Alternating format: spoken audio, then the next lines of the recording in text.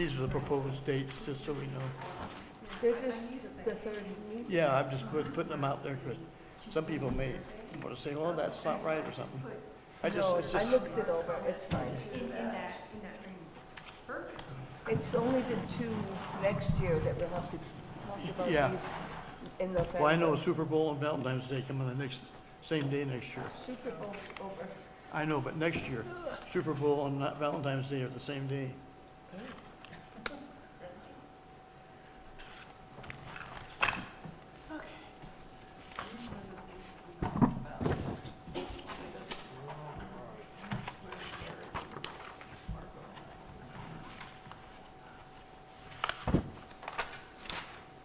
I have all those. Just-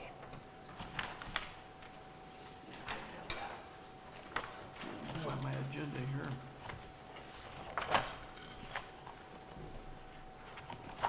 This was the stuff you had. Hey, you ready? Yep. I don't know what time it is, That's in you. It is 5:17. Okay, I call this meeting of the Scotts Valley Community Advisory Council to order at 5:17. Welcome, everybody, on February 16th. Glad to have everybody here. And yeah, thank you for the reminder on that. Yes, welcome, everybody, again. So I'll do a roll call. I will ask Jody. Say what? Yes, I'm here. Okay, and Cornelia. I don't know. And Joel, and Jarrett, and Greg, we have a quorum with everybody present there. I'll ask a motion to accept the agenda as printed. No, we have to amend it. We do not have minutes. We did what? We don't have any minutes to consider. Okay, so we'll pull out the approval of minutes, and then with that, do I have a second on pulling out the approval of minutes that we don't have? I'll second that. Second, call for a vote. In favor? Motion carries. Everybody voted aye. So now I've asked this question again to accept the minutes without the confirmation of the minutes from last month as the agenda stands. Do I have a second? Second, to accept the agenda without the minutes. Yeah. Jarrett, second. All in favor of accepting the agenda as amended? Aye. Nay. Motion carries. Agenda is accepted. Who was the first on that? That was Cornelia. Okay, thank you.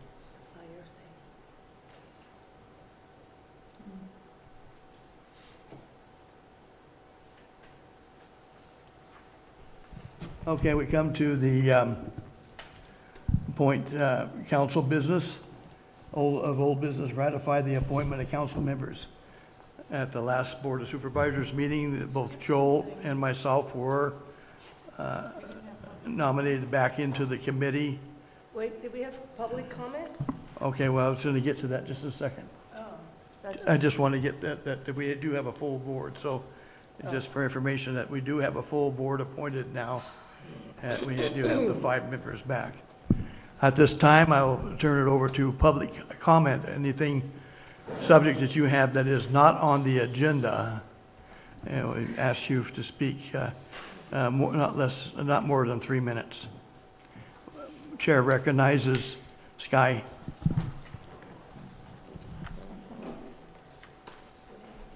Well, and thank you. So, you know, it's the season now for the spawning of the Clear Lake Hitch.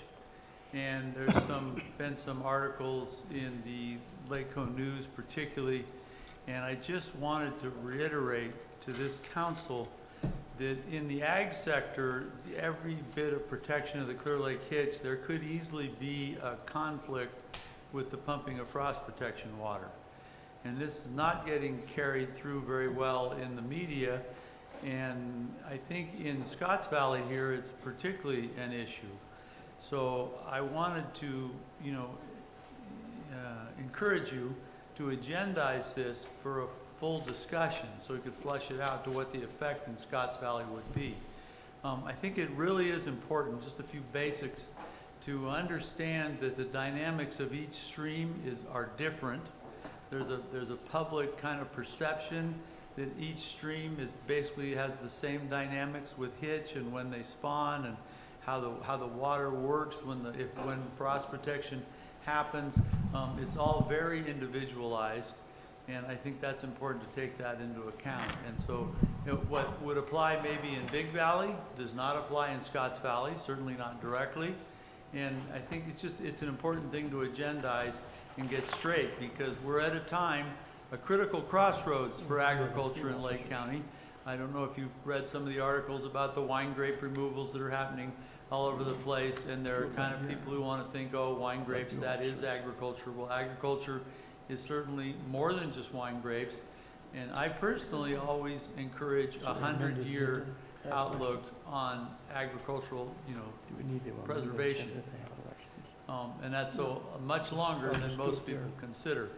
So in terms of the hitch, I always like to say, come back to the real question is the goal to prevent their extinction, or is the goal to maximize their population?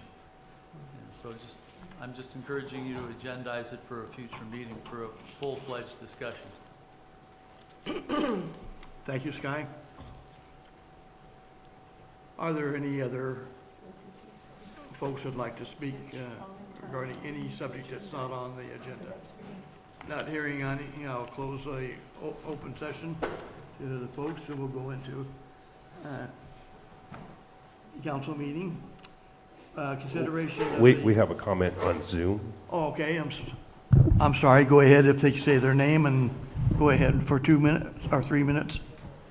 Thank you, Mr. Chair. This is Betsy Kahn. I just want to tell you that when people are talking in the background, like at the board table, while a member of the public is speaking, it prevents us from hearing clearly. So please attend to the management of microphones and broadcast speech. Thank you. Sorry about that. Thank you, Betsy. Thanks for that comment. We'll certainly want to make sure we communicate clearly to everybody.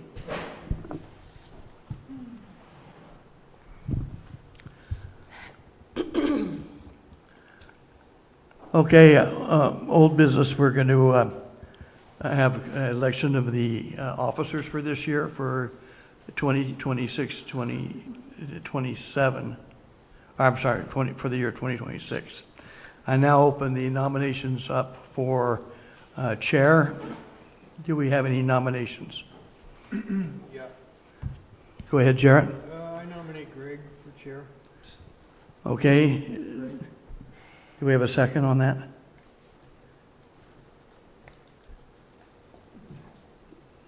Then I'll go ahead and second. Any other nominations for chair? Not seeing any nominations. This time, nominations are closed. Nominations for vice chair are now open. Do we have anybody for vice chair?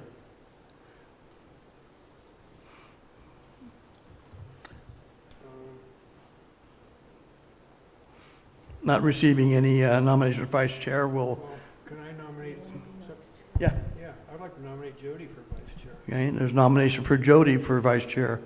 I'd certainly be happy to second that. Second that?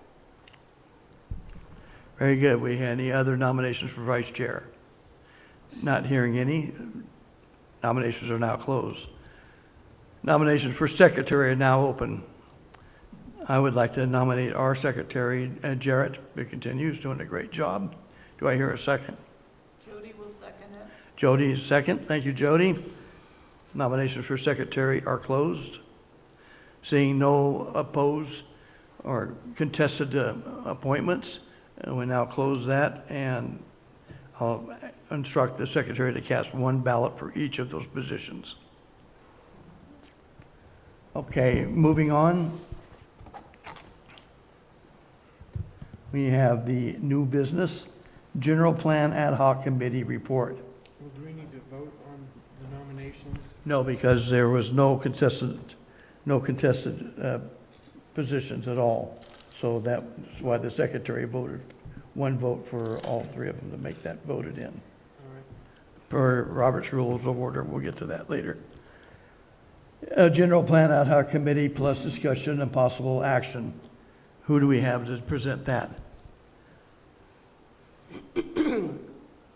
Well, both Jared and Jody and Margot are all part of that committee. You go ahead, Margot, you're better at it.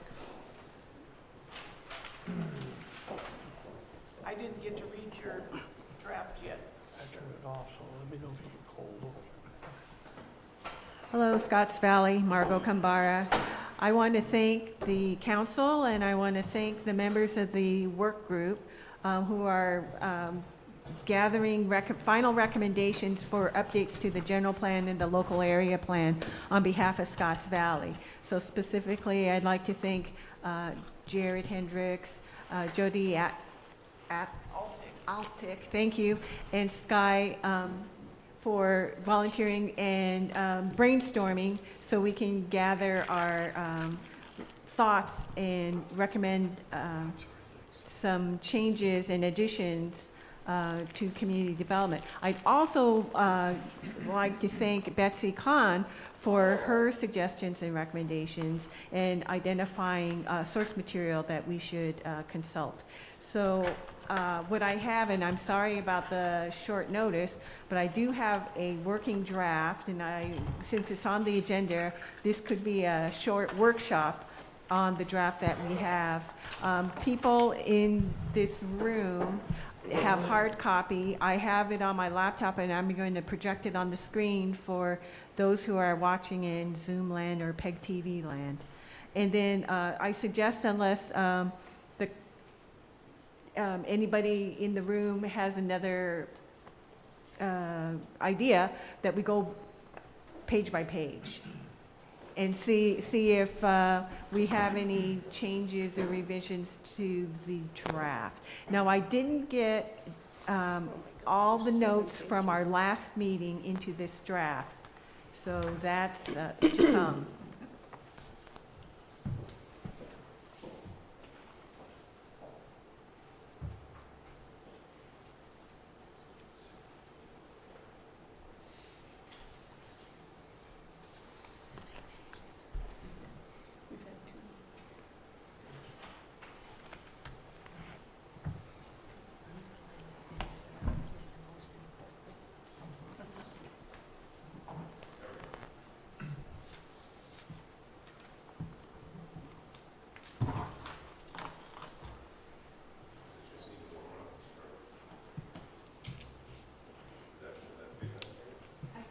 Is that big enough for Yes, everybody? I can see it.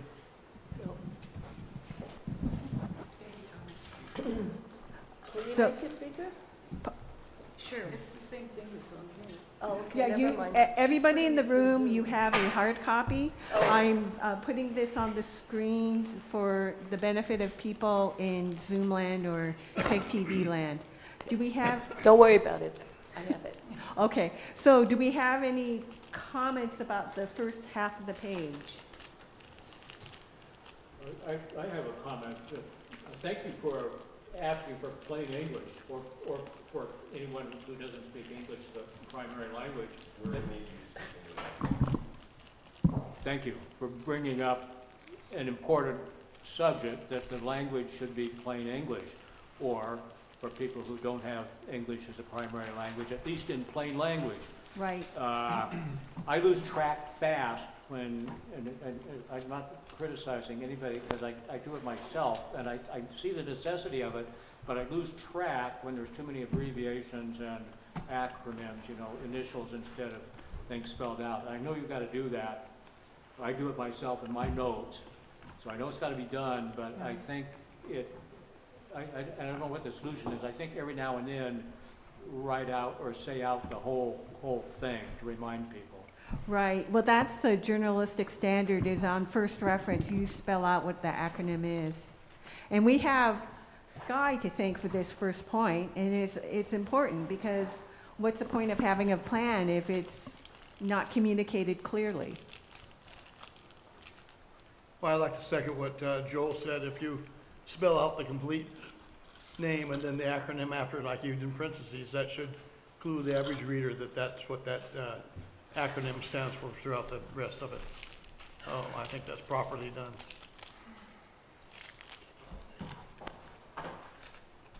So I have a question for the group, and that is, there is a sentence that I highlighted in yellow because I don't have confirmation from the group whether this is your wish.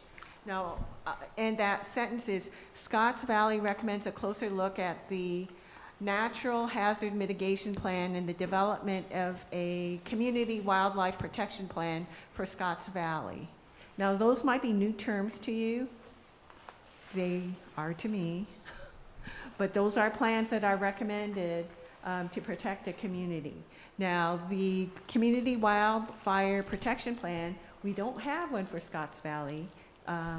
That would have to be developed. Now, the Natural Hazard Mitigation Plan does exist, and it's been, I do believe it's been approved. Margot, did you say wildfire or wildlife?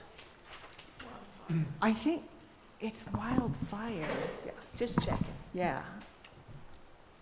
Well, there again, we, Keep going, keep going. Oh, so what is the group's will?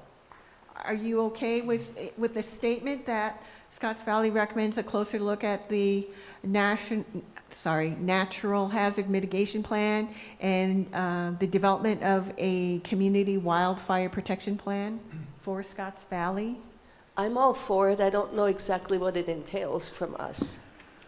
But I think it's a necessary and a good idea. Yeah. here's the challenge that I see. Here's the challenge that I see, to develop a plan for Scotts Valley, as you mentioned there. One is, I've written lots of disaster plans, fire plans. They go on the shelf and they sit there and collect dust. And so the county, every county prepares a multi-hazard functional disaster plan that sits on the thing. It has to be exercised. It has to have a tabletop exercise, or people bring it out, or training so people know which responsibilities they have.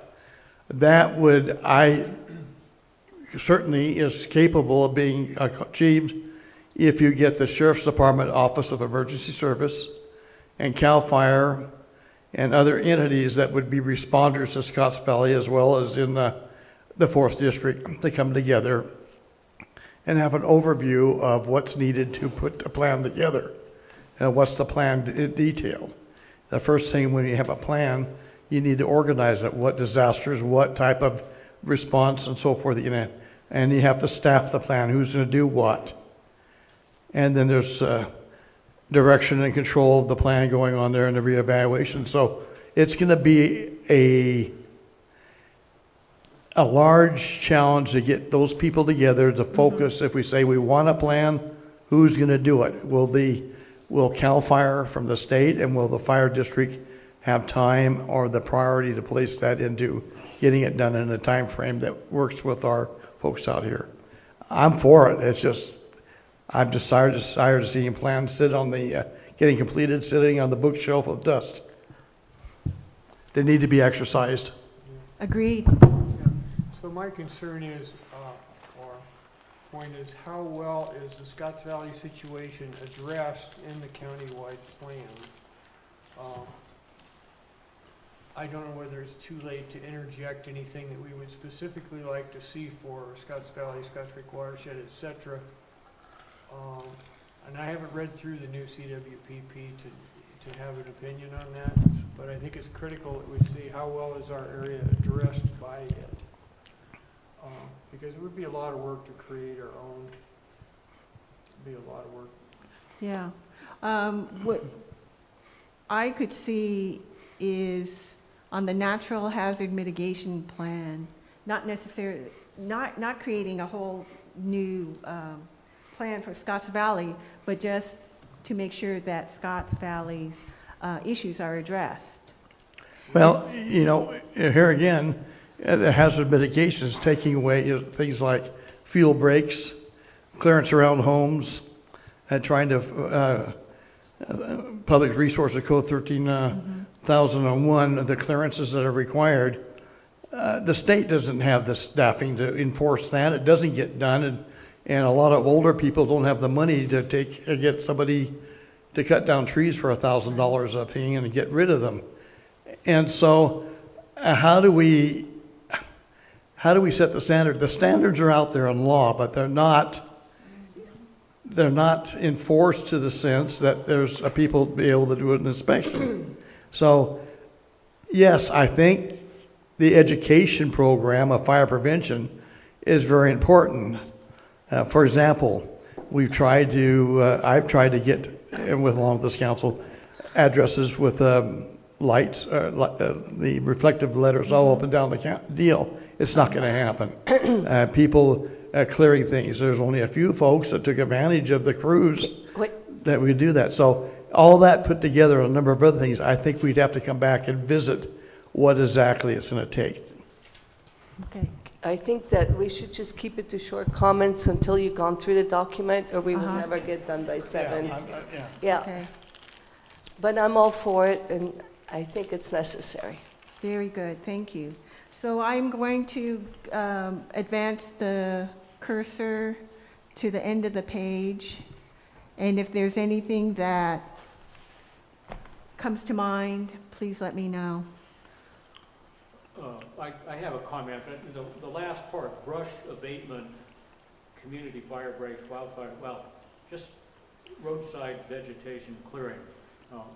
Some nice people at the county did manage to take down the brush alongside Scotts Valley Road at my place. So I think they were clearing the brush away to get it away from the ditch, the roadside ditch that goes on, actually it's on my side of the road at my place. It's on both sides of the roads at my place.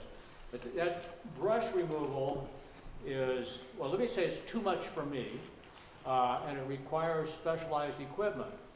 So it seems prudent and efficient for the county to acquire the specialized equipment as opposed to having each individual homeowner try to rent it or borrow it or make do without. So I think the county did a great job clearing that brush out away from the ditch. I hope they kept on going. I lose track of it when it gets too far up the road. I don't know if they cleared away from the bicycle lanes where you don't have the ditch. No. But that's not They a wildfire issue. It's a safety feature. It's a safety hazard for anybody if there's bicycles there, and I hope there are bicycles there in the summer. This is a great place for bicyclists to come and exercise and see Lake County. But up there farther north where Scotts Valley Road gets curvy, brush grows over the bike lane, it grows into the traffic lane. So that's a hazard. And I notice every now and then in my driving between here and Mendocino County and Sonoma County, every now and then I'll go across a place where there's flowers by the side of the road. Sometimes it's the flowers and a sign in memory of somebody. Sometimes it's flowers and a bicycle. So the danger to bicyclists is enough without leaving the brush, making them drive on corners where they can't be seen, making them drive in the middle of the lane on corners where they're going to be at risk. So that's not quite fair. Cut him short, we've got to hurry. Thank you. Yeah, thank you. Margot, you're blocking the hand up behind you, but we're going to call on him. And there's also a comment on Zoom. Is someone on Zoom? Okay, well, we'll get to them soon.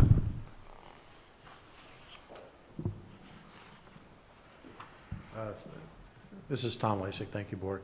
I think what, Joel, what you're referring to, with all due respect, is actually might be considered within the responsibility of the county itself, because that's in the road easement.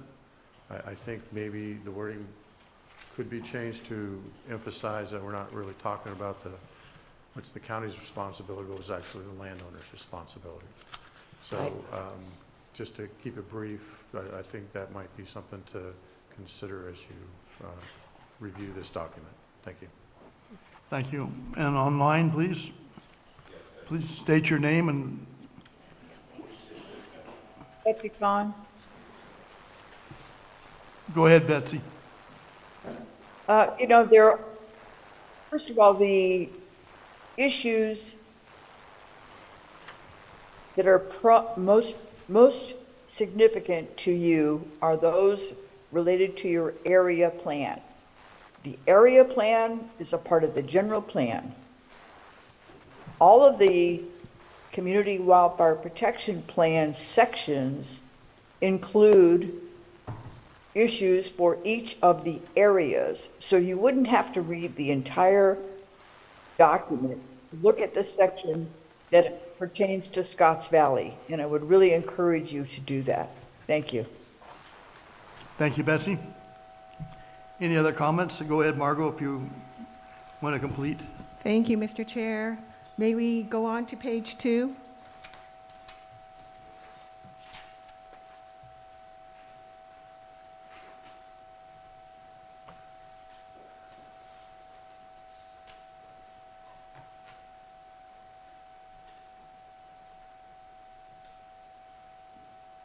A little slower, I'm reading. Don't you have this? No. You don't? You don't have a hard copy? You need a copy. Well, I'm reading Yeah, this. but that's just for the online one. You should read this. Here, you got it. Here, she's got one. Okay, thank you. Thank you, Margot. Yeah, that way you can read ahead. It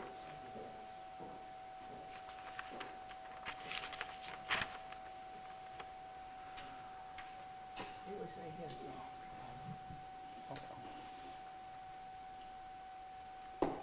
Okay, page 2. Page 2. Any comments on the first half of the page? Yes, thank you. And I'll make this quick. Potable water supplies. I know there's a mention of 10,000 gallon water tanks being placed there. I think a simple pipeline from beginning of Scotts Valley Road up through to the nut shed, whatever that's called, would supply. If we ran a water line from extending from the beginning of Scotts Valley Road down there by the highway and up to the shed, what's the name of those people? Scully's. And put a hydrant there, we'd have an excellent water source that equipment could be rotated in and out to fill up with water to advance it in there, as well as water that could be a base for a copter tray where they can come and dip if they need to, even though we have the lake. Thank you.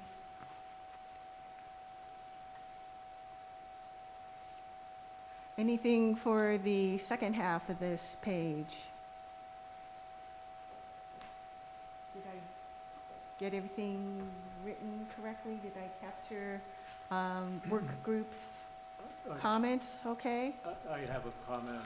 Please. Margot, thank you for bringing up the problem with the levee that goes between, well, it runs alongside Scotts Valley Creek, where Scotts Valley Creek runs due north.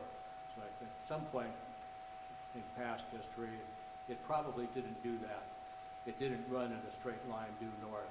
And now we've got this levee there, which is owned by many of us, including me. And Joe, go close to the microphone. okay, the levee, let's see, it's breached twice since I've been here since 2017. So in 2019, it flooded fairly severely, and it was fixed by some gathering of people working together, and it worked out to get it fixed with the help of our contractors on Scotts Valley Road.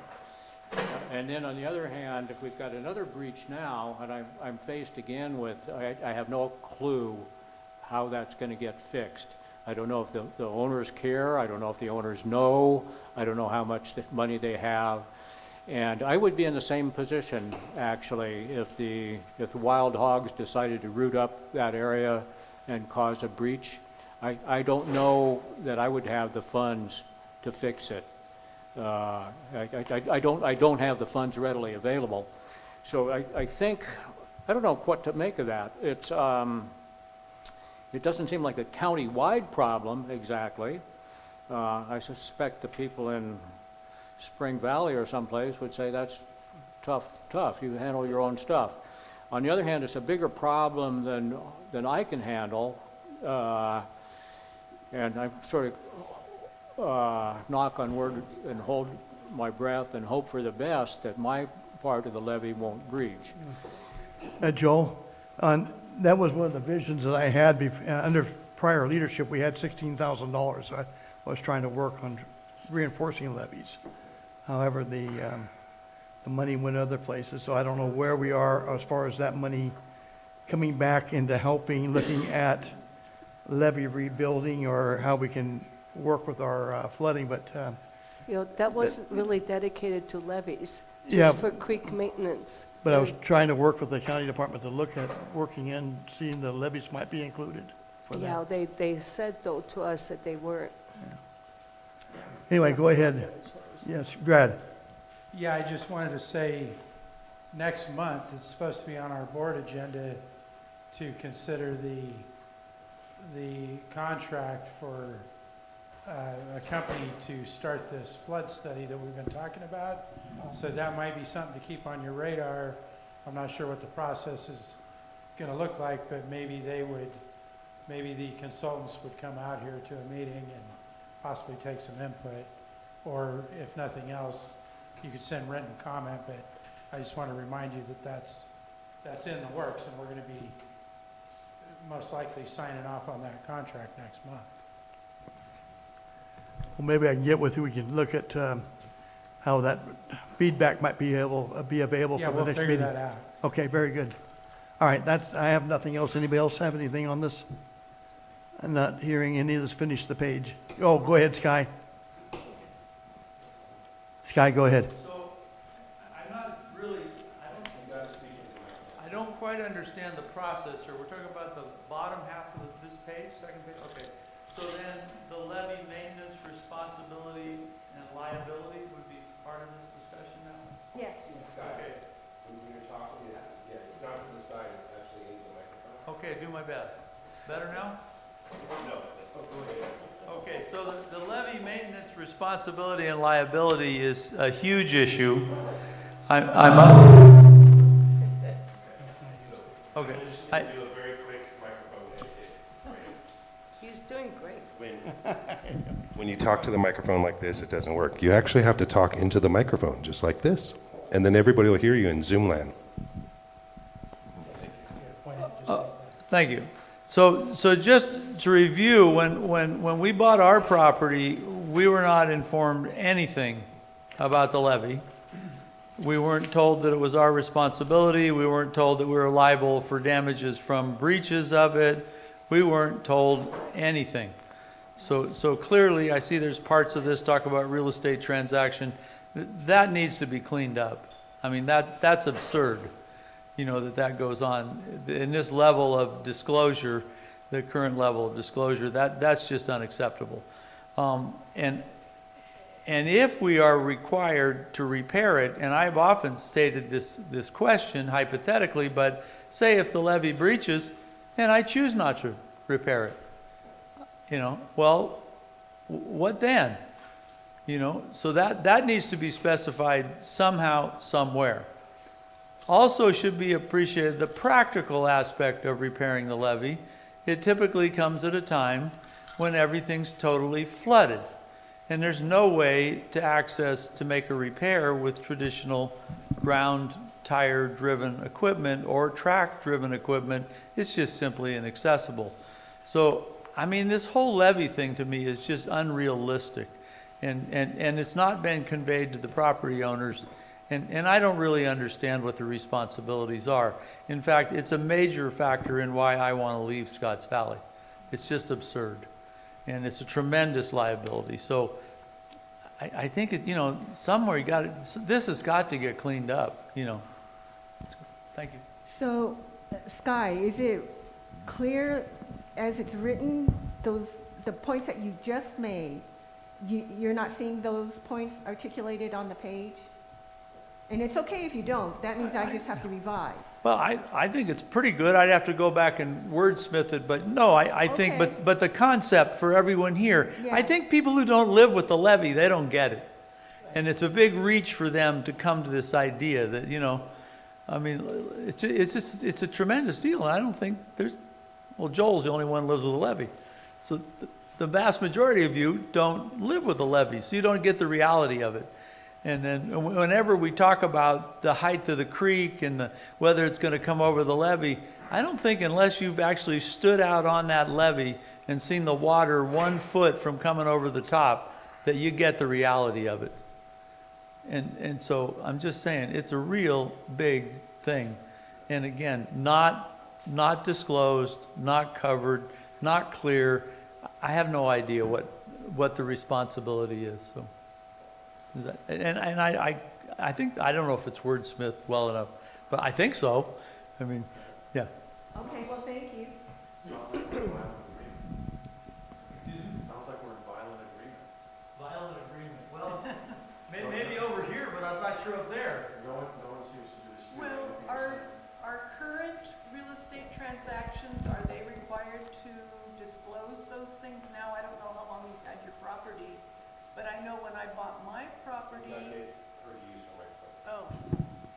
When I bought my property, I had disclosed to me that I was in ag area, there could be dust, there could be tractor noise, there could be, spraying, and I have a seasonal creek, and it was disclosed that, this seasonal creek could overflow.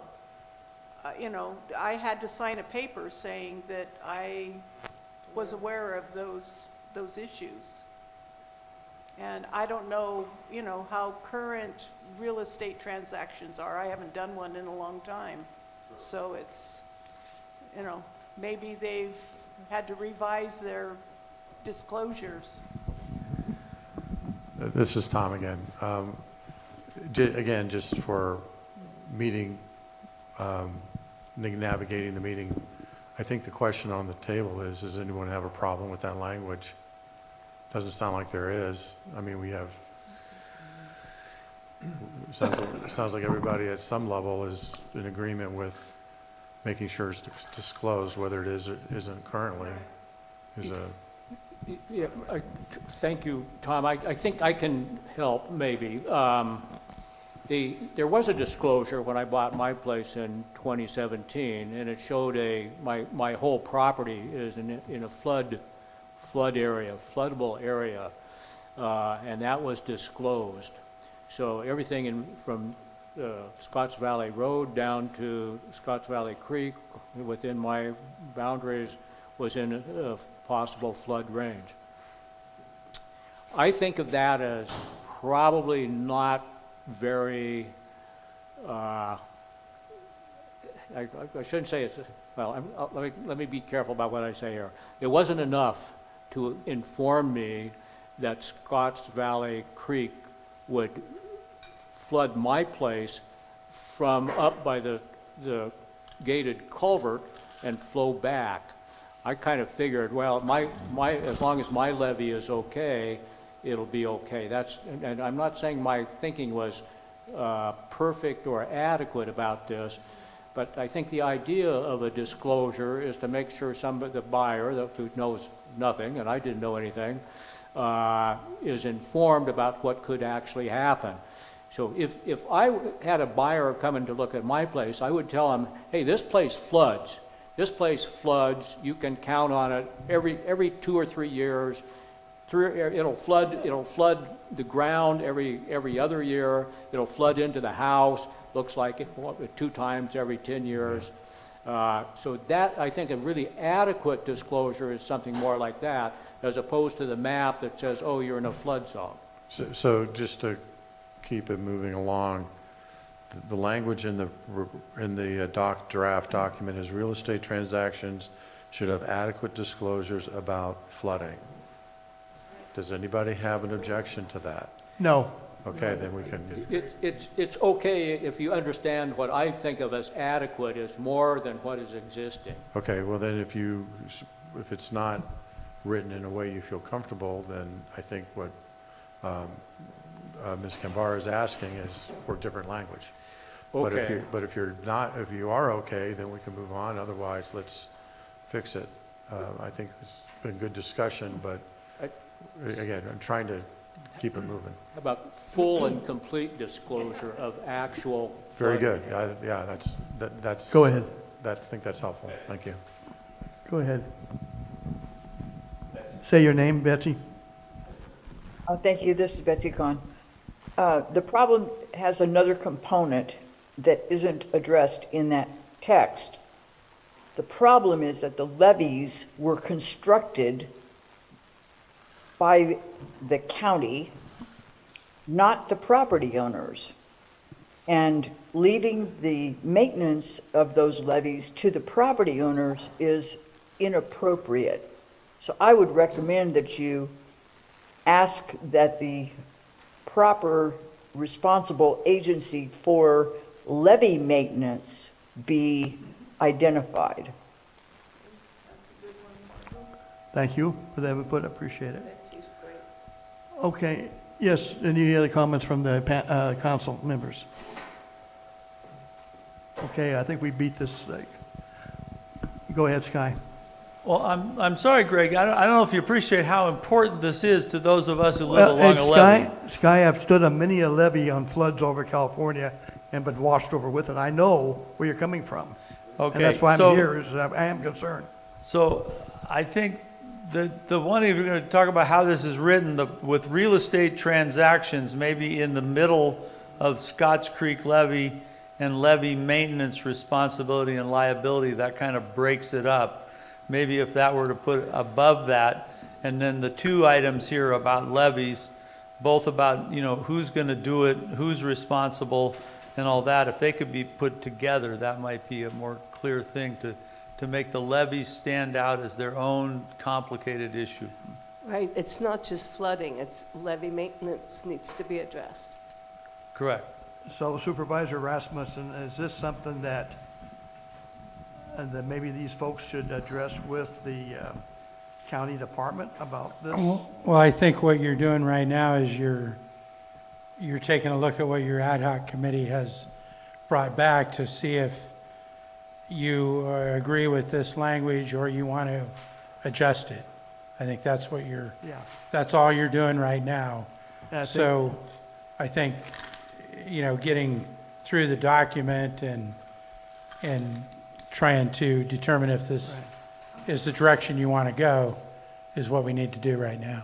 So is there anybody else concerned about the language in this document to go forth?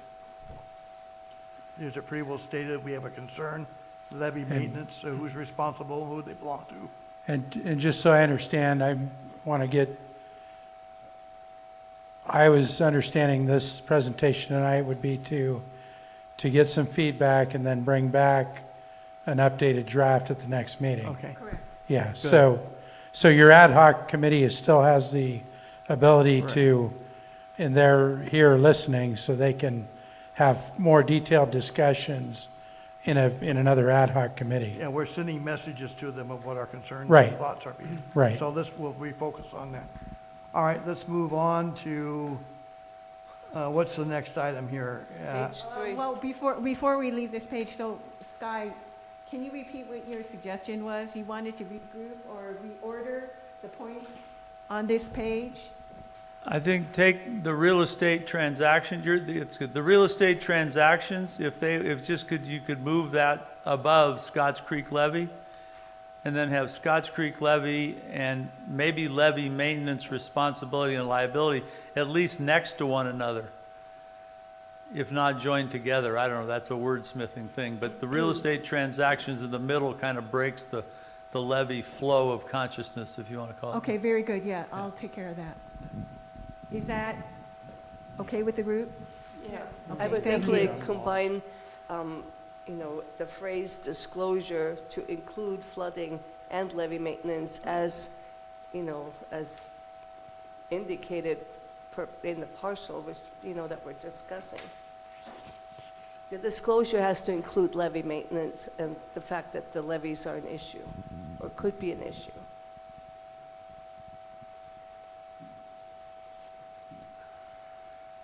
Thank you. Okay, moving on to page 3. Okay, go ahead. So groundwater management, stormwater management.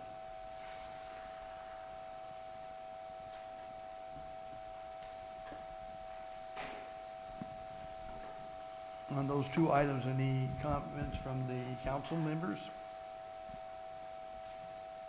Oh, we're not hearing any comment from the public. They're still reading it.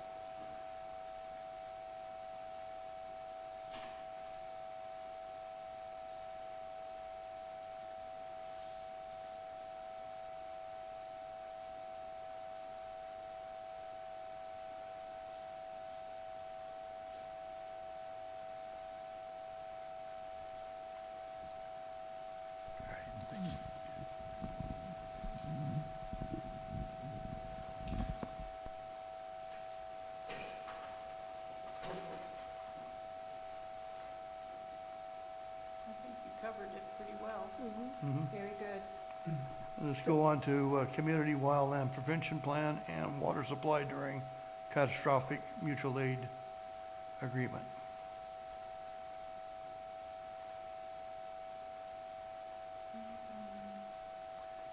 Now, I do have a question at the bottom of this page on agricultural resources. Okay, we're not there yet. Okay. I do have a comment on water supply during catastrophic. It's nice to have a mutual aid system, but there's already a statewide mutual aid system in federal in place.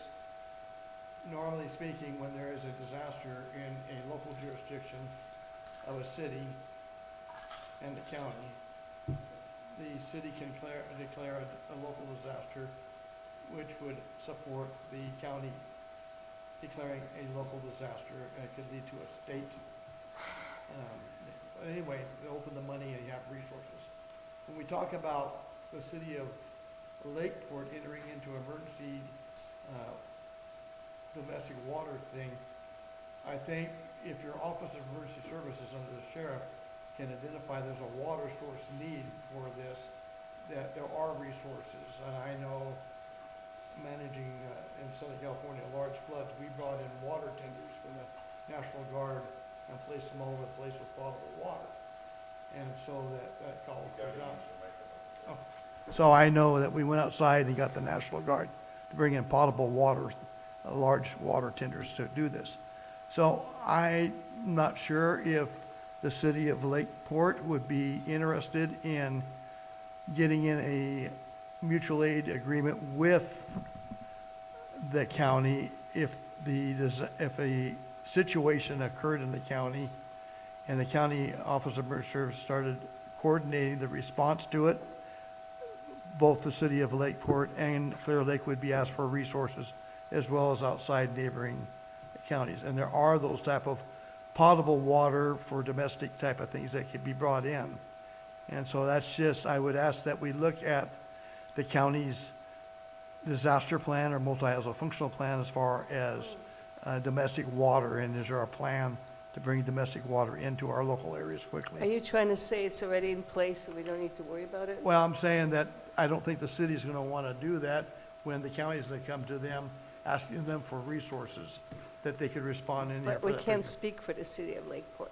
No, but the county is the coordinating effort of the county, and they're gonna utilize resources from the nearest cities or other areas to come in and to respond to it. What I'm trying to say is, are you suggesting that we scratch that paragraph because it's redundant? I would say we need to rely on the county's Office of Emergency Services response coordination to solve this problem. Keep it simple. We want to just And keep they it have the simple. mutual aid, they have the mutual Uh, aid. Just to keep it not uncomplicated, just what is your issue with that paragraph? Simply, I'd say, when the need for domestic water in there should be handled through the county's Office of Emergency Service. They bring in resources So to instead respond to of the needs. the city of Lakeport, say the county of Lake.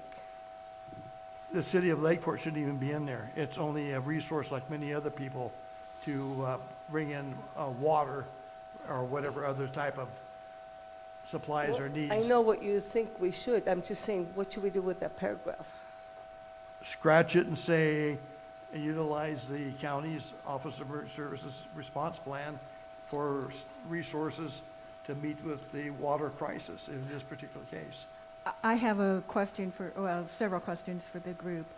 I understand what you're saying, Mr. Chair.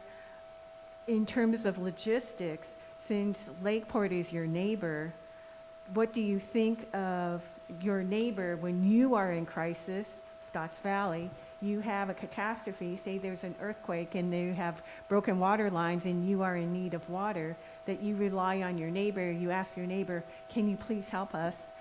Your neighbor is right next door versus the sheriff who might have to bring in tanker trucks If or you have et that, cetera. it is a good possibility, a large catastrophe or disaster, the city of Lakeport's gonna have its own problems. And the span of control of what they have to respond to, plus their neighbors may be tough. Yeah, we're here to help each other. That's important. And as individuals, we're gonna help what we can. But you need a management structure, organization that's gonna keep track of not only what resources and where they're coming from, but what time they started, what type of money, what type of, where we build up the amount of money so we can declare a disaster and maybe go to the highest thing. So it all has to, it's not that we're not neighbors wanting to help each other, it's the authority and the structure that's recognized within the state of California and how we manage disaster through mutual aid, response, short-term recovery, long-term recovery. All these things have to be managed in a way. So Well, I guess the issue probably is that none of us are reliant on anyone else for our water supply because we all have wells. There is no municipal water in Scotts Valley. And The first part of Scotts Valley gets city water. they do. Okay, so that could be, I mean, that's something that I was not aware of, but maybe that's what you're talking about, I don't know. But, you know, when we had the last water emergency with no power, it's always related to electrical supply to power the pumps. The Red Cross supplied us with water for those 14 days of Okay. our, and, you know, and so maybe we should rephrase it in a way that water supply during catastrophes. the bottom line, the Red Cross also has to be requested through that authority of incident management. And that's per law stuff. So I'm not trying to make it difficult here. I'm saying what's going to occur. It's already in place. People have a plan. They have resource directories of staffing people, type of resources to bring in. I If guess it's- the phrase mutual aid agreement implies mutual.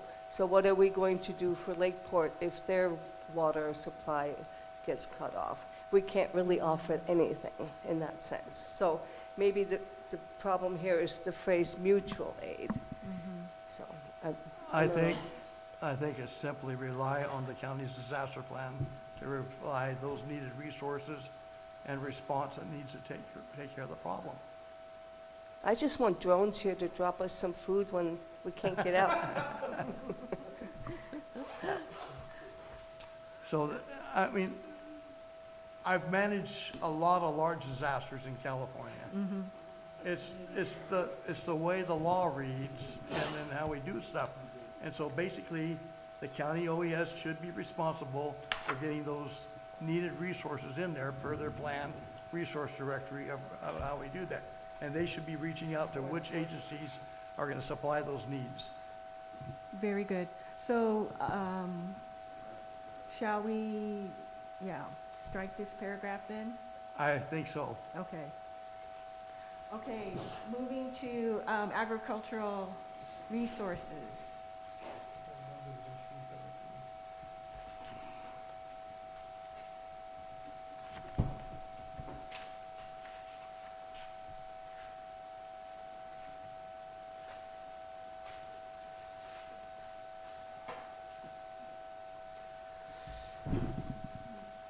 Oh, I will comment if no one else will. Thank you, Margot. I don't think money-making is the same thing as farming. There are farmers who make tons of money, and I admire them. I admire those huge farms around Davis and Woodland where I used to live. And, you know, acres and acres and acres of tomatoes in very straight, perfect rows. And they probably make, I hope they make lots of money. They probably make lots of money. That's one style of farming. And it's great that they make money. And I respect that. However, that's not me. I may never make any money farming. I still think my property should be zoned for agriculture. It's properly zoned. And I suppose I certainly would like to make money, but the making money has nothing to, it's not in the definition of farming to me. Farming to make money is something else. Making money is a different subject from farming. Farming is growing. Yeah.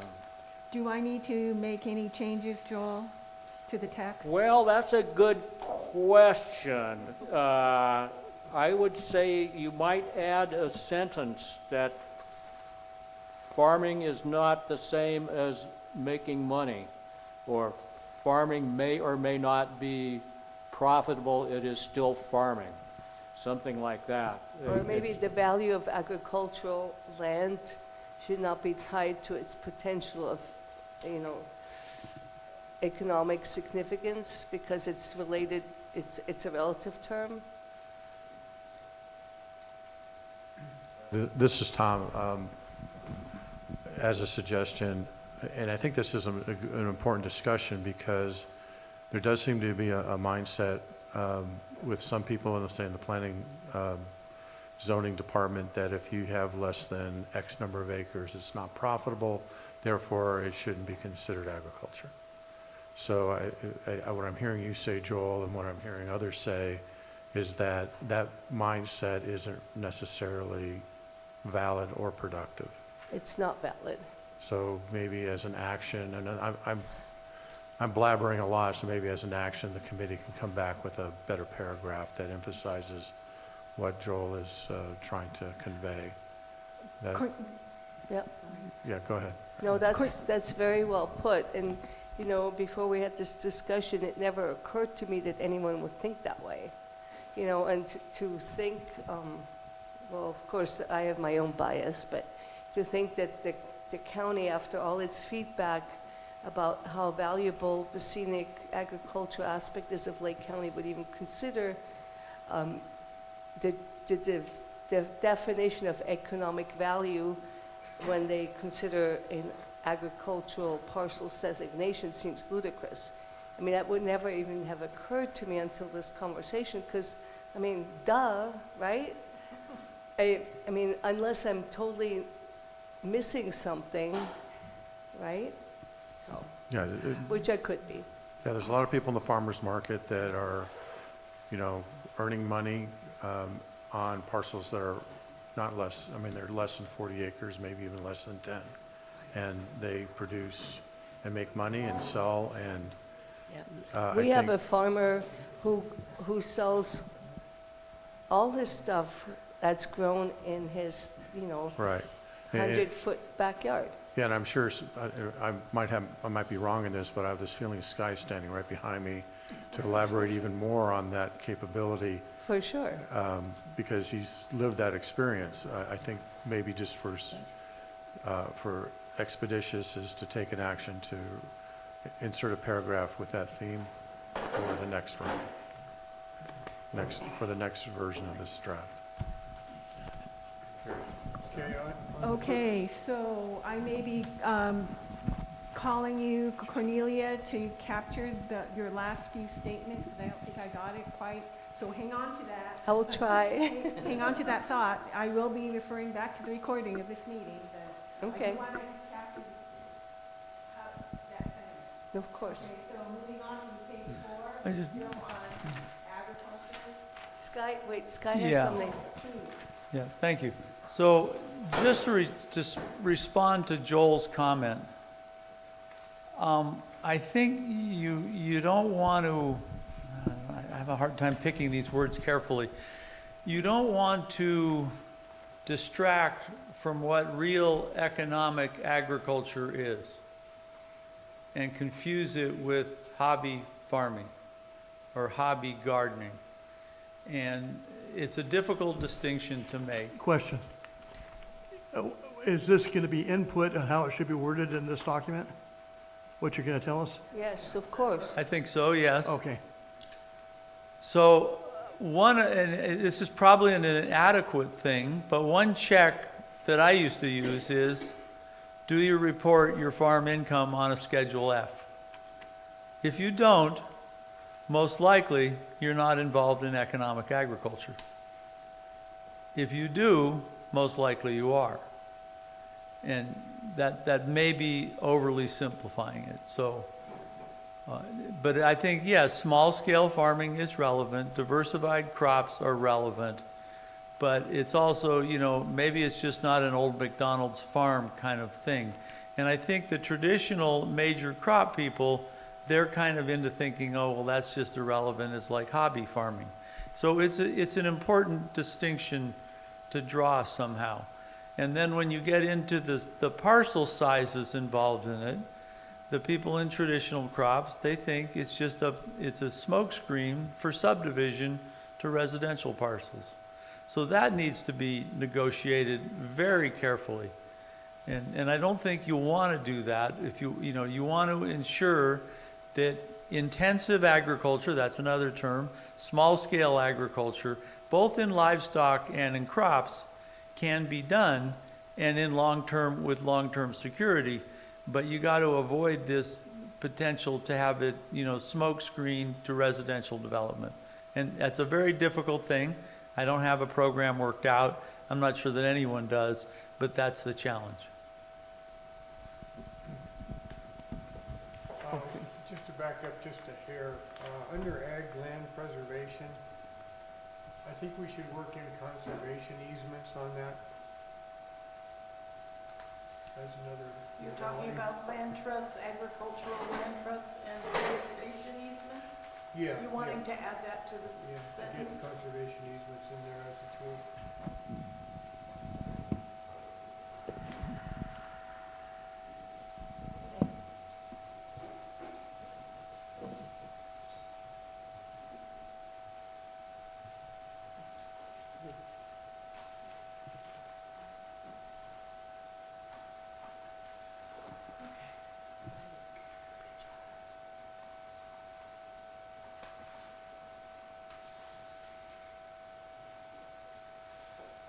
Thank you, Jared. Any other comments?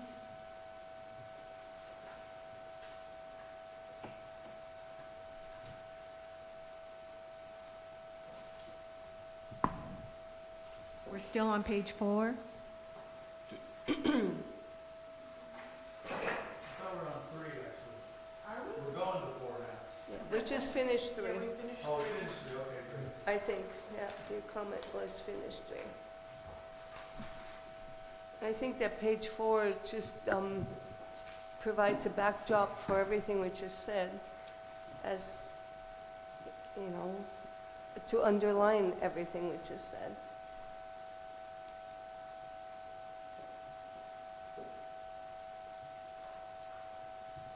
Maybe we can somehow make that into everything on page 4 is very important, but maybe just make it more concise. I love the comment, Scotts Valley Road is a scenic and can be I love the comment that Scotts Valley Road could be, or is a scenic and be a good draw to visitor draw. Well, I agree, if we could get the people that throw the trash out to stop every day. I gotta go in front of my house and clean it up. I wish that we could afford the cameras and nail these guys. We need a bike lane. Or Yeah, that too. a horse lane, bike lane.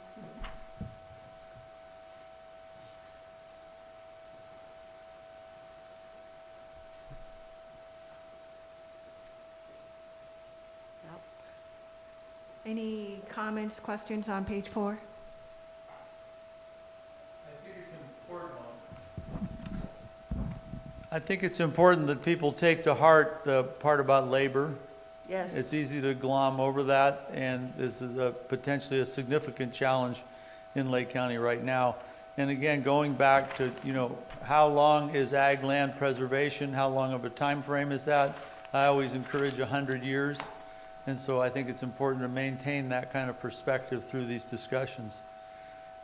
And then also the thing we talked about it some in the last meeting about the Scotts Valley agricultural challenges, deer, feral pigs, and turkeys.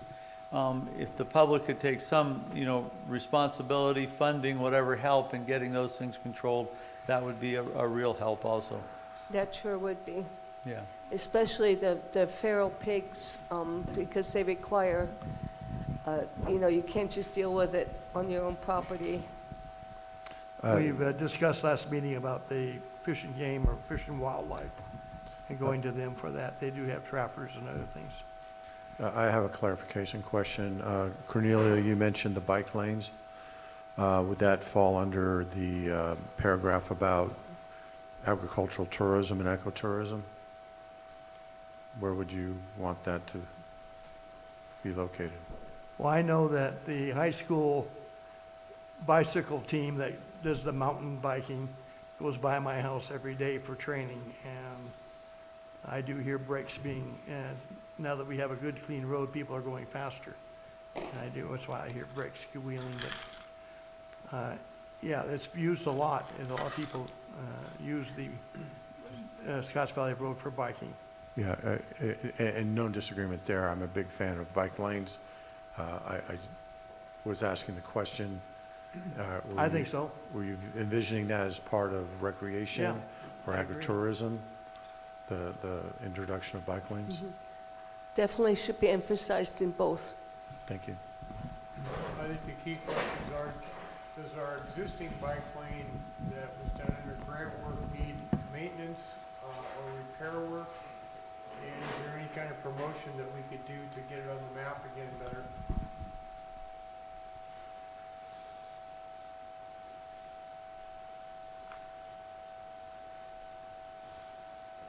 Thank you. Yeah, don't forget the labor issue. I don't know how to rephrase that, but that should be emphasized. The I'm sorry, can you repeat that? Somehow make sure that it doesn't get lost to address the agricultural labor issue, because it's not just about agriculture, it's about how everything is connected, food, transportation, agriculture, and the quality of life in Lake County.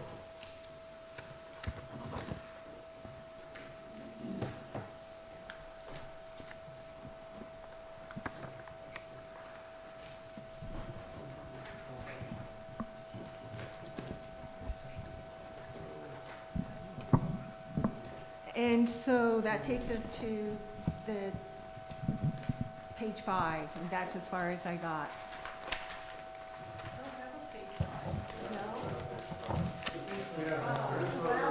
Sorry, well, it's on the screen then.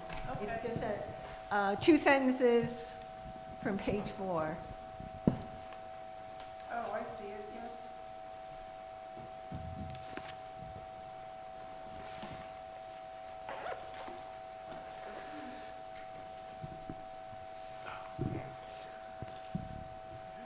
So thank you for including that sentence. It's, I don't know how you can do better exactly. I have a certain amount of anguish for the suffering of the Latino farm workers in California. We have Sky to thank for that sentiment. Right here. Thank you, Scott. Yep. This is page 5.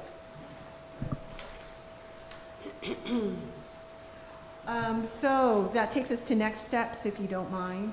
I have the notes from our last work group meeting to incorporate into this draft, as well as feedback from the group tonight. So I'll be working on that. I suggest to the work group, if you are game that we meet one more time to go over this, and if you don't mind letting me know tonight when you're available, when you would next like to meet, that would be great. Yeah, two items on this. One is on that water thing or whatever. I would ask if you call the sheriff's office, Office of Emergency Services, about that mutual aid thing and clarify what this statement's going to be, because they're going to dictate that. And so that might be a statement that would fill that in for clarification when you have a disaster or a mutual aid type of situation. Two, if it's possible, if not, if you just bring back the ones that we've had input on to clarify, instead of going through the whole document again, it might save us some time. Very good. Yeah, I'll color code it, so Yeah. we, yeah. I appreciate your good Yeah. work, though. Oh, my pleasure. Definitely. And I think that when you talk to OES, you might want to ask, it's not quite related, but you want to ask how their evacuation for Scotts Valley, what their plan is. Because I know they're working on it, but I completely forgot to mention that. Very good. That might be an interesting topic for presentation here. They did start to talk about it, but we never continued. So they mentioned it at our Neighbor Fest and at the prior event that they came here for. But it just came to mind that, you know, if you are talking to them, to ask if they have anything that they might want to add to our evacuation route, because we do have just one way in, one way out, Right. or one on either end. Very good. Thank you. Thank you, Margot, as always, for your commitment and unselfish service to our Totally. citizens. It's more like, what days are you available? Yes. Well, Mondays are usually good, and Friday mornings. Yeah, we'll try to reschedule for you, or let us know when you feel you're ready, so we schedule time. It's 6:30, so we need to be moving along. Meeting. Mondays are good for me, I don't know about Sharon. Yeah. Yeah. Mondays are okay. Yeah, yeah. That's the day everybody's fresh. Okay, thank you again. Item number 3 under new business, discuss any conflicts of the meeting dates for 20. What about the bylaws, number 2? Oh, thank you, Brad, yeah, thank you. Yeah, let's go into the bylaws here. Real quick, does anybody have any, we're not going to rewrite the bylaws tonight, we're going to make notes to look at amending them or putting them together. Do you want me to start with what I observed, or does anybody else want to start? The first and most important thing we need to do is update our bylaws to reflect the change in the end of 2023, 24, beginning when the Board of Supervisors agreed to our change in our boundary. In the bylaws, it has the current bylaws we have. Our boundary is just a little sliver along Scotts Valley Road, but our bylaws include that only people can serve on the council that are within that boundary. So when I first started, I'm definitely not qualified because I live on Eichhoff and was not in that boundary. So we spent almost a year changing that boundary to reflect what is actually the case. And so we should make sure that our bylaws reflect that change that happened quite a while ago. It's like the Board of Supervisors Resolution number 2024-44 to amend the Scotts Valley Community Advisory Council boundary map from what it was on February 28th, 2017 to the one that the board agreed to on the 23rd of April, 2024. We all agreed on this, we just have to make sure it's official. We could use those things as a reference and mention those references in there and have that as an addendum attachment behind there to refer to. We Go just ahead. have to revise our Right, current that's what I'm bylaws saying. to reflect that. Well, there's, Go ahead, Brad. the reason this came up on the agenda was one of your members also suggested increasing your board by a couple more people or potentially having alternates. So that was the other reason it came up. But Yeah, that would be part two. my suggestion would be that you create another ad hoc committee and have a couple of people work on this. And I can assist those two people with putting a draft together with the changes to bring it back. That's just one way you could do it. Sure, I mean, that's important, but this part is already done. Right, but we don't, the problem is, this all has to go to the Board of Supervisors, so I'd rather do that one time.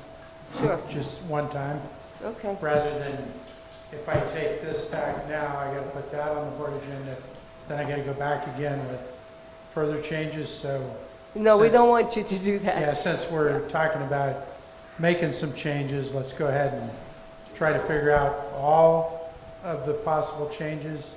All at once. Then we can, Yeah. because I'm gonna need to run it by county council as well, before I get it on the agenda. Right. So that's just my suggestion, that maybe, rather than everybody going through this whole document tonight, it's gonna take another hour, we could do an ad hoc committee, and everybody, if they've got suggestions, give those to whoever's gonna be on the ad hoc. That makes total sense. I just wanted to outline this part, Right, because we don't need to discuss it. It's already done. yeah, that's already a resolution from the board. Exactly. And so that I is- wanted to present that. And regardless of whether or not that's in the bylaws, that's what we follow. Right. So, it's, Do we But, have two, Perhaps people didn't know that, Yeah. so I wanted to make sure that was mentioned. do we have any council members who want to be on that ad hoc committee to work with Brad? but you're also, and if you do get the ad hoc committee, you're gonna need to give them some direction on what you want them to look at, like, do you want to look at more members? Do you want those to be alternates? Do you want to increase the size of your board? That's the kind of direction you're gonna need to give the ad hoc. So is this something we should discuss real quick before we do an Yeah. ad hoc committee? Yeah. Because otherwise, what's the point of having? You the need to have committee? an initial discussion on Right, what the thoughts are on the bylaw changes. yeah. So the first bylaw change would be to incorporate the already changed boundary issue. Yeah, that's, And the second thing we'd like to discuss is to increase our council from 5 members to 7 members, so that we have a higher chance of being efficient at meetings in case Joel and I get flooded out. Because if we have, right now, 5 members, we need 3 for a quorum. With 7 members, we need 4. And I think that it would be helpful in the future to prevent, a wasted effort at a meeting if we had a higher chance of participation. That's why that came about. Can you clarify if they're going to be members or they're going to be associate members? In other words, which way, alternates, I'm sorry, which way do we want to go there? I would say, just members, because otherwise you have to have meetings before who and what, if it comes to an emergency where we are not able to come because of a flood, we don't have time to say, oh, by the way, Miss and Mr. Council, alternative member, will you be able to come, Is that a motion to make that 7 members? Well, I just wanted to clarify. You don't need to make a motion, it's It's just, just, you have, in- are there 3 or Yeah. more of you that agree to do that? yeah, Okay. I'm just putting it out there, what I think we need to discuss as far as bylaw changes. The first one is the boundary, the second one is increasing it from 5 to 7 members to be more effective in case of whatever reason comes up that we need a quorum. It would also be more representative of the larger Community. community. Because I would not have been in the old boundary lines, I would not have been on the council either. I was outside of that, and people that are outside of the old boundaries are not being represented. Yeah. That's this part. Right. Yeah. But the other part about having 7 instead of 5. Would we know of any interested parties that might be interested in joining that by chance? We do, yeah. Okay, any other changes that we want to make to the bylaws? You had some? Yes, I do, but I want to get Joel or Jerry, anything? I think having more members is a great idea if we can come up with people that want to do it. Yeah, we want to move on to the Yeah. next item, though. Yeah. Yeah, okay. The next item I would suggest is under Article 2, Conduct of Proceedings. I would suggest that we change the use of accordance of the conduct from Rosenberg's Rules of Orders to Robert's Rules of Orders. The reason is Roberts is used more widely. People understand that. If we have new board members or public in here, they're more used to the Robert's Rules of Order than, and I read through the Rosenberg Rules of Order the other night, and it's a little bit more different and off path. So I'd recommend that we consider that in looking at that. Okay, noted. That would be under Article 2, Conduct and Procedures. The next change that I want to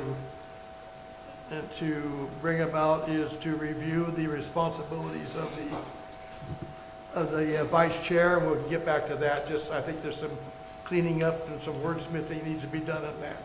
And then the last item I have, if I can find it real quick here, is on the, second, let's see here. The last, second to last page on regular monthly or quarterly meetings will be held at this address on the, we need to change it from the 4th Monday of the month to the 3rd Monday of the month. Everybody see that? Yeah, on the second to last page. And it says, again, regular monthly or quarterly meetings, that paragraph. It's the 3rd. Okay, how about we don't specify that? Because if we have to change the bylaws, every time we need a different date, Well, we should just say agreed upon. whatever, we can put that, but it does, Yeah, we do need to address that. It does say place and time is determined by council. Yeah, but it says 4th Monday. Yeah. I think that we should not have to revise the bylaws if that changes in the future. I think that's stupid. Anyway, that's all I have for that part. Thank So you I think for we need to pointing know that where out. we need to work on that, just to go ahead with it, okay? And so we'll continue working, and let's bring back to the next meeting for the agenda to just a quick, any other firm thoughts on changing the bylaws as needed. Well, does anyone else have anything? No, I already asked them twice. Or, hey, yeah. So the reason being the not having on the 4th. It's because you, Yes, Yeah. I wouldn't be available for the 4th. that's why we Right. changed So I it am to third. available the first Monday. Now, don't go there, just Okay. leave it alone. Yeah. See, we already, I mean, anytime somebody changes, like maybe you retire, whatever, you should not have to change the bylaws for something as mundane as that. We'll put a generic statement in there. Yeah. Okay. Sky, We'll keep it at the Yeah. 3rd. You have Yes, Sky? Are you ready for public comment? Okay, just a second, yeah. Let Sky go ahead. It seems that the third, Microphone, Scott. thank you. It seems that the 3rd Monday is come into a number of holiday conflicts. I mean, there's one right today, there was one for Dr. King's birthday. I mean, and I think, so maybe the 3rd month, I mean, maybe that's just the first few months of the year, but it's kind of been a jinx. And I think we had these guest speakers lined up, I think they had holidays today, so they didn't want to come, and anyway, it's just. I agree, Mondays suck. Maybe the third one is not the best, but. That is going to be a problem. You're never going to get a government agency, except for me. Right. Well, you are unique in that. Yeah. That takes proper planning. Sky has a good observation. I think it's less that it's the 3rd Monday of the month, the fact that it's a Monday. Right. And there's a lot of national holidays and federal holidays that land on a Monday. Well, the first Monday. Mondays suck, so let's, So, anyway, but that's a different topic. We're just Right. trying to make this bylaw Yeah, that's something actually on the that, agenda next. something that we can agree not to have to change every time somebody changes. You know, I've been on this committee for 4 years. And we've gone through a lot of holidays. I know the folks have always showed up for it. And I don't know what we we go on President's Day, I don't have any picnics or anything. And Martin Luther King's Day, I did my whatever at home in celebration. And I was here for that. So I guess because I was a firefighter, I'm used to working holidays and just But toughing it out. you are unique, just like Brad. But that's next on the agenda, actually, Yeah. isn't it? I do have something else I just noticed. I'm sorry to interrupt. It says that it needs to be physically posted on this building. Yes, and we do. Yes. That's Is a that Brown Act requirement. for every single meeting at every single location everywhere? Okay, Yes, just checking. it has to be posted at the location, Okay. How long before the meeting? 72 hours. That's why that I call certain people, remind them that the Friday at 5. So when there's a meeting at the community or whatever, room C and the Board of Supervisors, is there like a little sign outside Yes. that? Okay. There's a copy of the agenda posted there. I Okay. just looked at the Brown Act last week. I'm just You have to curious. post at the location and also on the government website. Okay. So that's why you have to send it into the county. I was just curious, thank So we you. posted 3 places here, the bulletin board at the courthouse and on the county website. We had a guy, your attorney, come in and give us the Brown Act thing. Remember, folks, a while back, and here's all the handouts they gave us. But it is, Yeah, the but- county council came in and gave us a class on the I Brown Act. remember that, but I didn't remember about the building. Well, So I take think, care of That's that. okay, it's I okay. take care of that for you. but I think the details of this really should be worked out by an ad hoc committee of Yeah. 1 or 2 people. I just wanted to limit Yeah. the amount of Right. hours we spent deliberating Yeah, by covering the basics. right, that makes sense. So, yeah, so that's all the basics I have. Go ahead. Just so you guys know, like, you guys are right about holidays. There's like 4 or 5 on Mondays, the third Monday. Yeah, There's only 2 on the first Monday, Labor Day and Easter Monday, every year. The first Monday of the year. So just- yeah, that's, Well, the Super Bowl and Valentine's Day come on the same date next year. Yeah, Easter changes, so literally it would only be one, Labor Day would be the only. Okay. but we got to talk about that at the next agenda item. Unless 4th of July. But your input has been noted. Yeah, let's go to the Because next. the meeting on conflicting with holidays is its own agenda item Yeah, after this. So let's go. But I on. appreciate your feedback, thank you. yeah, just so you guys have. Just remember the Super Bowl and Valentine's Day are the I same don't day care next year. So, My birthday Plenty. and the Super Bowl? It's not a federal holiday. okay, next item, we need to move along, discussion. Well, hang on, is there an Wait. ad hoc committee or it hasn't been appointed? Well, I asked, did anybody want to volunteer to be on the ad hoc committee to work with Supervisor Rasmussen? Cornelia? And Greg? Okay. Does that take Right. care of it? Unless somebody else would like to do that. Okay. I'm available, but if, whoever doesn't want to. You, wa- you want to be on it or an alternate, or be on it with us? Well, we Yes. can't have Okay. an Can't alternate. have 3, Okay, then if you'd like to, I'll step back and I can be an alternate for you guys. okay? So both Jody and Cornelia will be on Okay. your ad hoc, I'll be a All backup. right, then they'll get a hold of me and we'll work on it. So in case I get flooded out, you go. That's right, okay? Fair enough? All right. Our next item moving along is the item number 3 under council business We discussion. just did that. Okay, now I do have a list of the meetings there, but we don't need to go through that. Okay. Next item, updates, calendar and miscellaneous reports. D, news and updates from District 4 Supervisor Brad Rasmussen. He just sat down. Sat down too soon. Poor guy. Well, he's not watching the agenda. Well, I know, just going back to item 3, it sounds like you passed that and you're not going to take that up on the I know it was talked about at the last item, but are you going to leave the meetings currently where they are? Because that's on the agenda, isn't it? No, conflicts of meeting dates, we did that already. We discussed the conflicts with national holidays, but there aren't any more this year. Okay, so it's going to stand how it is for now. I think we should discuss it in November. And I think the ad hoc committee should talk about it. Yeah, I just wanted to make sure because it was all coming up. It is a separate item. Yes. All right, so reports for tonight.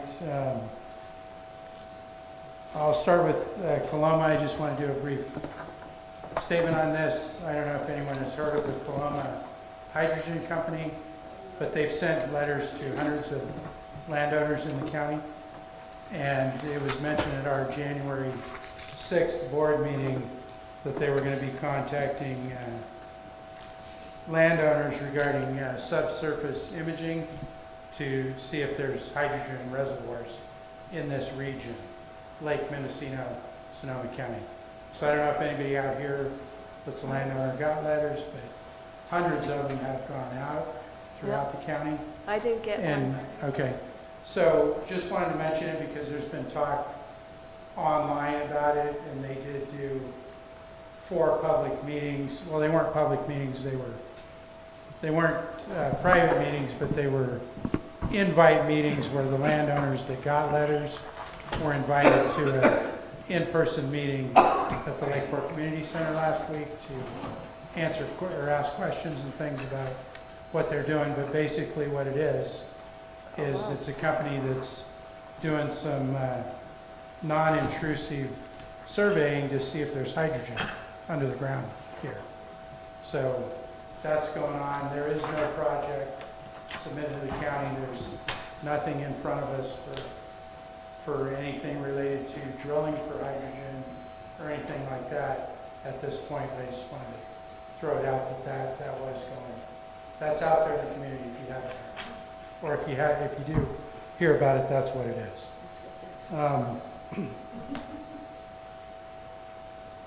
The Scotts Valley Water Conservation District, that has now officially been turned over to the local area formation commission to start their process for the dissolution proceedings. The Board of Supervisors did vote to request that LAFCO review it for dissolution. So that is in LAFCO's hands. They'll probably get it on the agenda in the coming months to start their process.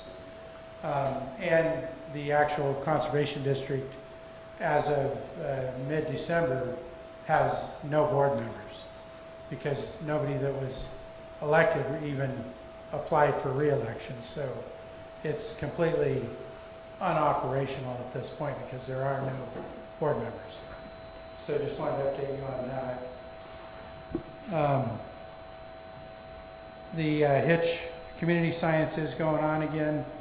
They've closed their application process. They got 27 volunteers that are going to survey 35 locations around the county for counting hitch again, hitch counts. And if you're interested in looking at the data, was that me, Thomas? No. If you're interested in looking at the data from 2025, you can look at the Water Resources website and see what came out of that citizen science survey. But that will be going on again, starting in March. I briefly mentioned that probably in March, Water Resources is going to bring the board an engineering consulting firm contract for a couple of things. One of them is to do an engineering study to identify major barriers in Scotts Creek that may need to be improved or removed for hitch hazard. That's one part of it. They're going to use the same consultant with a different funding source. That's the district $400,000 that we set aside for Scotts Valley flood study. And then they're going to have that same consultant who's also experienced in flood issues do a study on that. So that's why I mentioned that when that consultant is figured out, we might want to figure out a way where this council can share their thoughts with that consultant, or at least through Water Resources. So we'll have time to do that once that gets approved by the board. So, and then a couple more things. Just to let you know, last week on the board agenda, we had an item where community development brought us to get authority to work on an ordinance for short-term rentals and also low-income camping, which there's a new state bill, I think it's AB 518, that counties can then do ordinances for low-impact camping at, like, let's say you have a winery or some other business and you want to offer a few campsites, low-impact campsites. So that's something that could be beneficial to our economy, you know, for, you know, different areas around the county where there's other existing things going on. And there's companies out there like Hip Camp that are kind of I guess they're I don't know what the right word is, but kind of like a harvest host where people contact them and say, you know, what do you have in Lake County? You know, so we did authorize community development and direct them to work on it, but didn't give them a deadline. We told them it's at the end of the list. They've got some other major things they have to do, like the budget issues that are going on and the cannabis ordinance and some other things. So it's not of the highest priority, but it's something we're working on. And then lastly, I just wanted to mention, because I had got a question from Scotts Valley resident, Sky, if you don't mind me saying it was you. He called me regarding the Clear Lake sewer spill. And while the spill itself is not, you know, really in the jurisdiction of the Scotts Valley Committee, his question was related to, does the work that it takes to respond to the sewer spill and also the money that needs to be directed to that, does it affect the county's response to anything in Scotts Valley, should there be a need for the county to respond out here for, say, another emergency? And the basic answer is no, it doesn't. I mean, first let's start with the financial part of it. The sewer districts, even though the Lake County Sanitation District is one sewer district for North Lake Fork, the North Shore, you going around to Clear Lake, Middletown. Each footprint of that essentially those are different ratepayers paying in. So the responsibility to deal with that financially comes from the southeast sewer portion of the district. And now, of course, it's a big cost, so they've had to come to the county to get additional funding, which we have authorized $1.75 million to transfer to that southeast sewer fund to respond to the emergency. You know, we took that out of our disaster funds, which we had about $5 million in there. We still have over $3 million in the disaster fund. Should there be an emergency we had to respond to somewhere else in the county. And then we've been maintaining operations in the other sewer districts along with our work on the spill. We're not doing any less work at the southeast treatment plant because of the spill. We're maintaining our operations. So, you know, that doesn't affect our ability to still respond to other areas of the county. I mean, yes, it's a concern, you know, we've got to spend more money. You know, hopefully that money will be paid back either through, you know, funding that we might be able to get from the state or down the road from special districts, but we're still in a position to be able to respond. So hopefully, I think I answered your questions on the phone about it. And, you know, he wanted me to bring it up here, so just letting you guys know to answer that same question. And that's the end of my report. Unless you folks have any questions. Yes, Sky, go ahead. Well, I think the other aspect of Mike, it- Sky? Thank you. The other aspect of this is the potential cost and effect of the litigations that are undoubtedly coming from this. And, I mean, and it's obvious right away, and so that's one huge another component. And then, but also, like you said, it's already went from 750,000, then an extra million, and I'm not sure that we don't really know how deep the response down there is going to be. You know, so it just seems to me that it could affect, and okay, and let me go. So it seems to me that probably a lot of other departments other than special districts were actually involved in that response, and somehow maybe that may impact their ability, like roads or whoever. I mean, anyway, it just seems to me like this is a huge disaster, and we don't want to fall into the thing of underplaying how significant it could be. Yeah, and I'm not trying, I didn't suggest underplay, but I don't believe we're there. Yes, there have been other departments that have to be involved, but we are still capable of responding to another disaster. And of course, we always have the ability to bring in a mutual aid. So I do not feel that our commitments down there are impacting us for any other responses at this time. Thank you Supervisor Rasmussen, I appreciate it. Yeah. Any other questions? Any council members? No? All right. No, thank you. Appreciate it so kindly. We move to item E, observation regarding groundwater fire mitigation, Scotts Valley infrastructure. Anybody from the council have anything? Okay, not seeing anything from the public. Half of the road to here is already encroached by water, so I'm glad it stopped raining or I would not have come. Well, we could send a boat from But all would over. you? Yeah, I don't know. We have to ask the county. Thank you. Okay, we'll move on to item F. Wait, we have someone. Oh, I'm sorry, Tom, go ahead. No, it's okay, Greg. Sky brought something up earlier today related to groundwater. Excuse me, Tom Lasik. Sky brought something up today related to groundwater and frost protection. And I think you would suggest having that on the agenda for next meeting to look at that concern.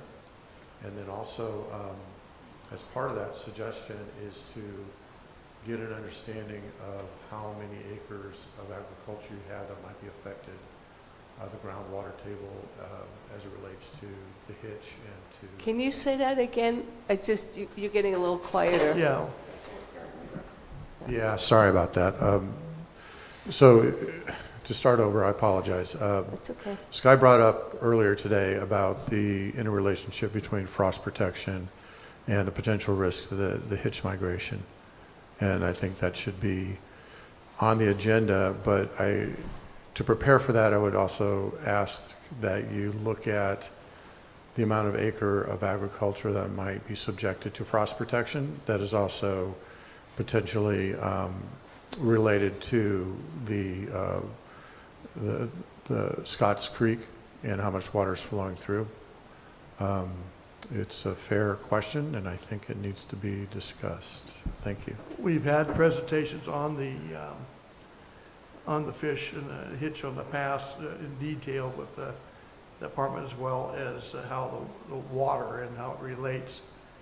They really didn't offer any, in my mind. I walked away going, okay, it's nice to be educated. I don't see the solution on the water uses versus frost protection. There's nobody that has offered or foresees where we're going with that. And we're hoping to hear back in the future on that. So it's for us to continue to keep chewing on it unless we have a presentation with facts and figures such as that. It's going to be a tough one to do. Thank you, and I don't disagree. As I mentioned, it would be a good idea to get the total number of acres that are affected, which Probably a would be good data idea point. to do it sooner than later because it's coming up. It's your call. I mean, it's just a suggestion. Thank you. Yeah. No, I understand. I appreciate it. Okay, moving on, if there's nobody else on item E. F, updates of upcoming hearings, new permits, projects involving Scotts Valley watershed and county government activities. Anybody have anything to offer on that? No. Greg, you're pointing your mic down. There you go, perfect, just right there. That's perfect. Anybody on the council know? Anybody on the public have any comments? Not see, yes, go ahead, Margot.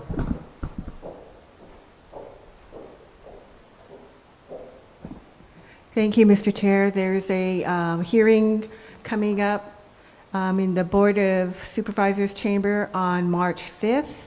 This is a long-awaited cannabis ordinance, not the full revision of the cannabis ordinance, but selected changes to 11 a.m.